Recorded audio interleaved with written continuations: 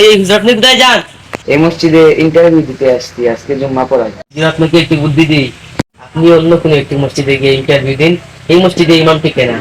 এই বছরে এই মসজিদ থেকে 50 জন ইমাম বিদায় হয়েছে। এই সব কিছুই আমি জানি, জানার পরেও এখানে ইন্টারভিউ দিতে এসেছি।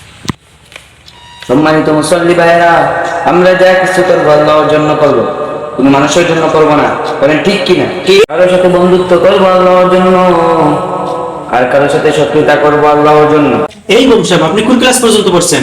আপনি আলোচনার মাঝখানে প্রশ্ন করছেন কেন? আরে আপনার প্রশ্ন করছে উত্তর দেন, এত বেশি কথা বলেন কেন? আরে আপনি চুপ থাকেন। প্রশ্ন করতে হলে নামাজের পরে করবে। এই হুজুর, আপনি এক্ষুনি আমাদের মসজিদ থেকে বাইরে হয়ে যান। সভাপতি সাহেব, আমি মসজিদ থেকে চলে যাব, কিন্তু আমার একটা শর্ত আছে। কি শর্ত আবার? 12 টাকা লাগবে নাকি? লাগলে দিয়ে দিব। আপনার মতো বেয়াদব হুজুর আমাদের দরকার নাই, বাইরে হন। না সভাপতি সাহেব, আমার 12 টাকা লাগবে না। আপনি যদি সূরা ফাতিহা নির্ভুলভাবে পড়তে পারেন এবং 2 রাকাত নামাজ যদি পড়াতে পারেন, তাহলে আমি এক্ষুনি মসজিদ থেকে চলে যাব। কি রে হুজুর, এটা কি তা কয়? হুজুর যা প্রশ্ন করছে উত্তর দিয়া দেন। আর যদি না পারেন, তাহলে এখানে তওবা করবেন এবং আলিমদের সমালোচনা করবেন না এবং আলিমদের ভুল ধরবেন না। আসলে ইমাম সাহেব, আমি মনে করেছিলাম আপনি অন্যদের মতো।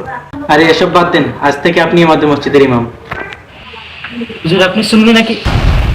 আরে আমার কাজ আছে, যাই গিয়ে। সভাপতি মনে হয় অতি শিক্ষা পাইছে। হ্যাঁ, উনি এটারই যোগ্য।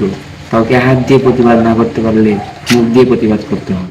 এরকম কিছু সুদখোর, ঘুষখোর, মূর্খ সভাপতিদের কারণে আজ আমাদের সমাজের ইমাম সাহেবরা অবহেলিত।